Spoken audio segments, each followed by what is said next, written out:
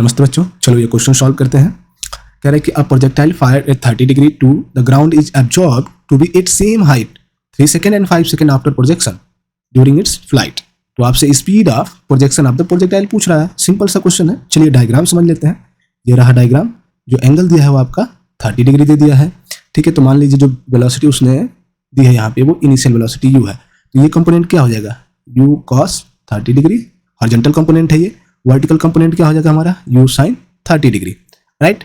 तो कह रहा है कि t इक्वल टू 3 सेकेंड पे and t equal to 5 second पे जो हाइट है वो दोनों सेम है।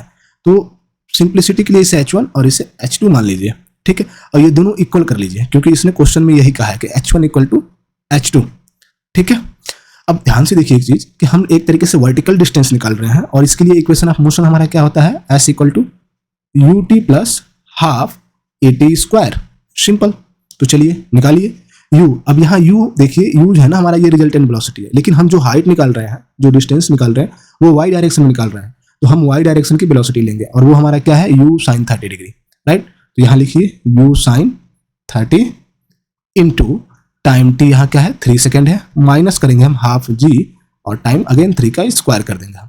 माइनस इसलिए क्योंकि ग्रेविटी हमारी नीचे लग रही है और हम जो हाइट निकाल रहे हैं यहाँ ऊपर की तरफ ले रहे हैं, मतलब मेजरमेंट हम अपने ऊपर की तरफ कर रहे हैं, ठीक है। That's why we are taking minus.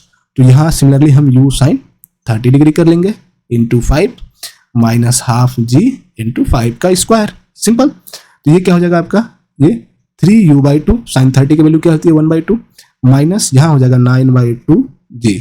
ये सिमिलरली हो जाएगा हमारा 5u/2 माइनस ये हो जाएगा 25/2g।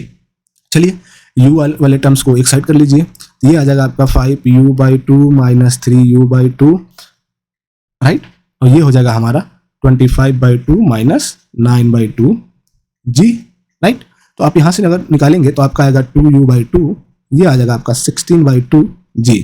तो ये कैंसिल आउट हो जाएगा, ये 8 टाइम में कैंसिल आउट होगा। तो ये होगा हमारा कितना, u इक्वल टू 8g। देखिए g आपका 10 मीटर पर सेकंड दिया है, तो ये आ जाएगा 8 इंटू 10 आ गया आपका 80 मीटर पर सेकंड, जो ये u की वैल्यू है, ठीक है।